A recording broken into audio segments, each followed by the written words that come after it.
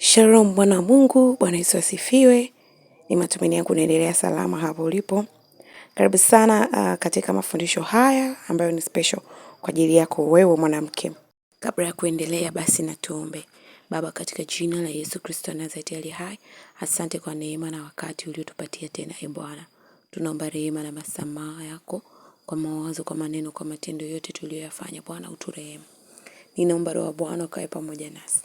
Fungua akili zetu, fahamu zetu na masikio yetu Bwana kupitia neno lako.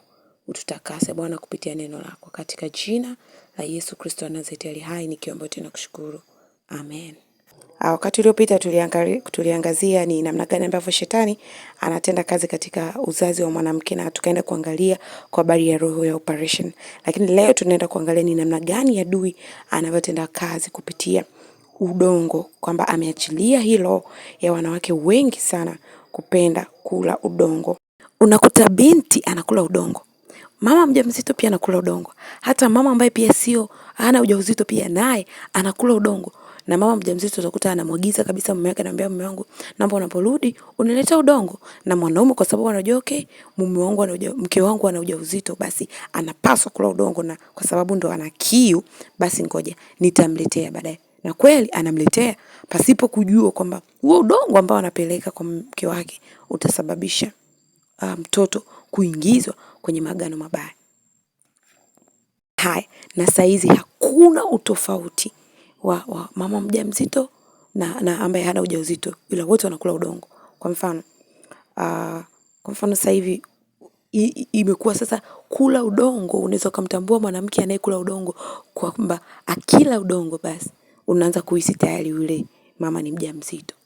Kwa sababu imekuwa ni very common, yani imekuwa ni jambo la kawaida sana katika maisha ya wanawake. Katika wanawake wengi, mabinti wengi wanakula udongo pia. Ninachotaka nikwambie ni kitu kimoja, kwamba adui kazi yake kubwa ni kugeuza mambo, kugeuza vitu. Kuna vitu ambavyo vimeandikwa kwenye Biblia, Mungu amekataza wanawake wasisuke nywele, lakini adui kuna vitu vyake ameleta, kuna mafundisho ameleta.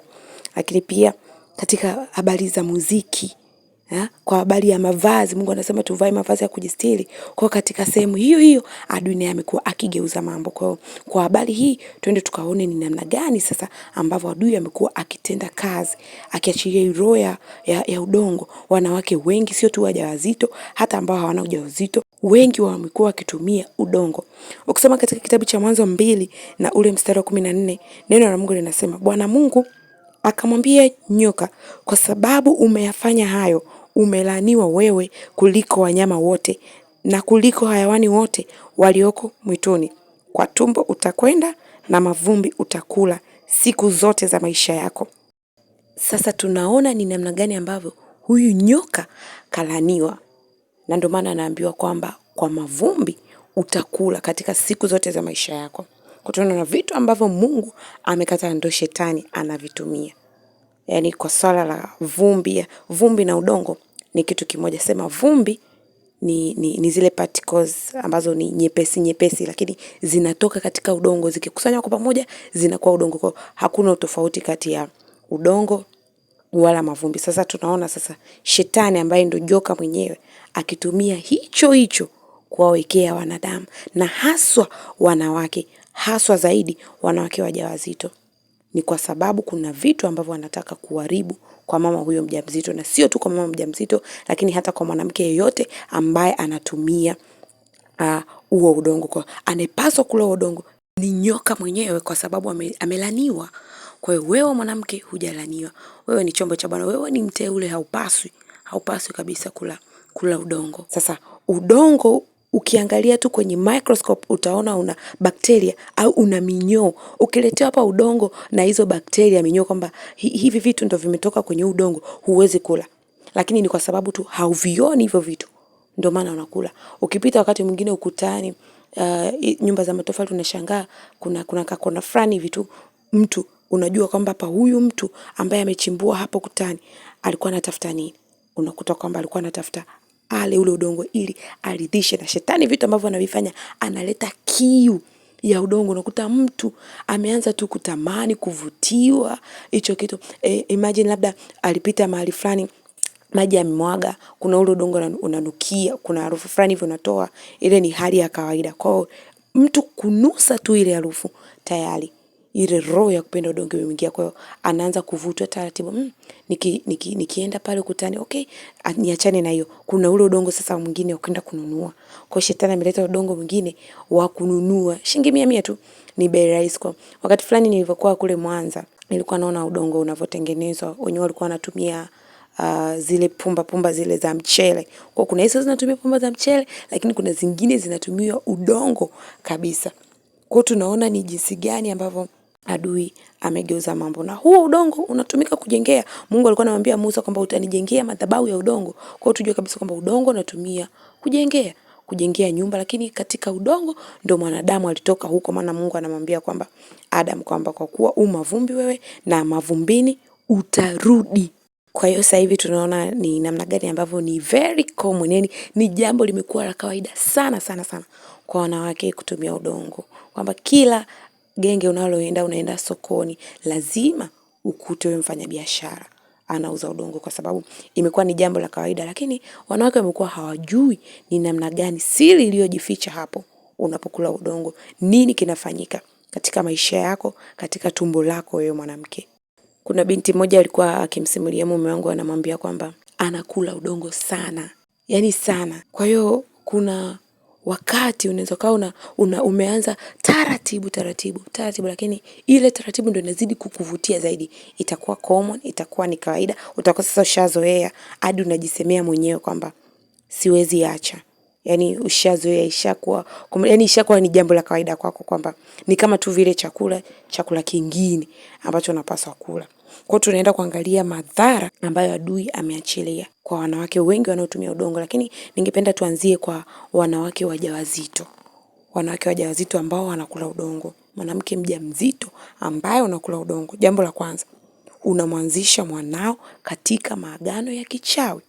Kwa hiyo yule mtoto anakuwa tumboni, lakini tayari unakuwa ushamnajisi. Tayari ushamuingiza katika maagano mabaya. Mtoto akizaliwa, anazaliwa anakuwa, lakini kuna agano ambalo ulikuwa tayari umeshamwanzishia. Nashangaa mtoto anakuwa, mtoto mwingine anaanza matusi, mwingine anakuwa mchawi pasipo yeye kujijua. Ni kwa sababu ulikuwa umeshamwanzishia mtoto tangu alipokuwa tumboni. Na wengine wakikua, ameshakuwa binti, naye anaanza tayari kupenda udongo. Mtoto ambaye wewe mama ulimuanzisha kati yupo tumboni kwako, na wewe pasipo kujua unaanza kuona hili ni jambo la kawaida. Kwa hiyo generation ya kuanza kula udongo sasa inaanzia hapo. Nakuta mama alikula udongo, mtoto anakula udongo, mjukuu tena naye atakula udongo. Kwa hiyo kuna maagano ya kichawi ambayo mama ukiwa unakula udongo wakati wa ujauzito unamsababishia mwanao kuanzisha katika maagano ya kichawi. Na pia mtoto ananajisika. Lakini jambo lingine tunaona ni mimba kuporomoka. Adui anaona kwamba huyu mwanamke fulani ana ujauzito, tufanyaje ili tuporomoshe huo ujauzito wake. Tunahitaji hicho kitoto kilichopo katika tumbo lake. Kwa hiyo mama ukishakula udongo tayari, na adui ana maagent kila kona. Unaweza kaenda sokoni, umeenda kuchukua huo udongo, unanunua huo udongo kwa mwanamke ambaye ni mchawi. Ukishanunua tu ule udongo tayari, ukishakula tayari mimba ishafanyaje? Mimba ishaporomoka. Ukienda hospitalini watakwambia tu mimba ilikaa vibaya, watakwambia tu ni nini, kumbe ni wewe ambaye umesababisha hiyo mimba kuporomoka. Kwa adui akileta kitu kwa mtu, haleti kitu kwa uzuri. Yani ataleta kitu unaweza kazani ni kizuri, lakini mbeleni kinakuja kukugharimu. Mbeleni kinakuja kuatilisha maisha yako. Lakini mwingine katika hayo maagano ya kichawi ndio amepanga wakuchukue wewe mama mjamzito pamoja na huyo mtoto wako. Utashangaa tu alishiwa damu. Yani sababu zisizokuwa na maana ili uende sasa moja kwa moja. Lakini kwa habari ya wewe mwanamke ambaye hata sio mjamzito, na wewe pia unapotumia udongo unaingizwa kwenye maagano mabaya ya kichawi. Unashangaa tu unaanza kuota mandoto mabaya. Ni kwa nini? Ni kwa sababu ulikula ule udongo. Lakini pia adui anaweza kuachilia utasa. Kuna vitu ambavyo adui anawashtaki watoto wa Mungu mbele za Mungu. Lakini kwa sababu Mungu yeye ni wa rehema, Mungu wetu ni wa upendo, ni wa huruma. Ukienda kuomba toba, Mungu atakurehemu na yale mashtaka pia atafanyaje? Atayafuta. Lakini kuna vitu ambavyo ni unnecessary katika maisha yetu, ni vya kuviepuka. Ukikuta kabisa una tamaa mbaya, mwambie mchungaji wako au mwambie Mungu kwamba ni hivi na hivi, mimi sitaki hii kiu, Mungu aiondoe hiyo kiu. Lakini pia hali hii inapunguza spidi ya maombi. Yaani hauwezi ukawa unakula udongo afu bado utabaki salama, hapana.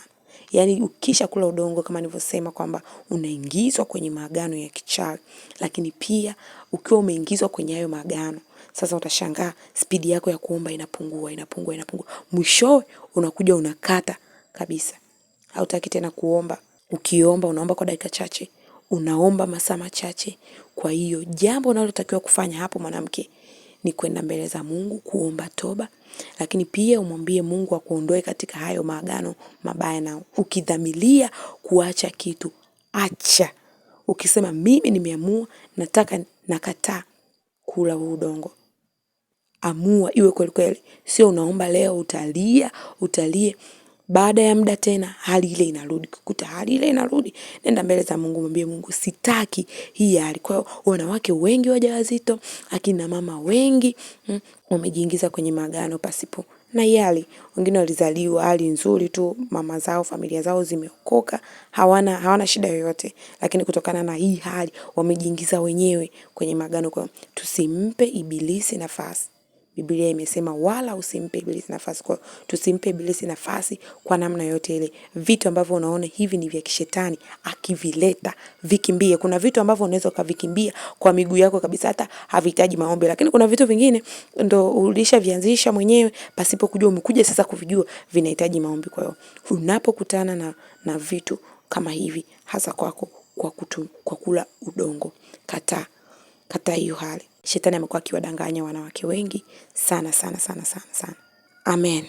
Basi Mungu akubariki sana wewe mwanamke, na unaweza kushare zaidi kwa wanawake wengine ili nao pia waweze kubarikiwa. Basi Mungu akubariki sana. Tukutane wakati mwingine. Amen.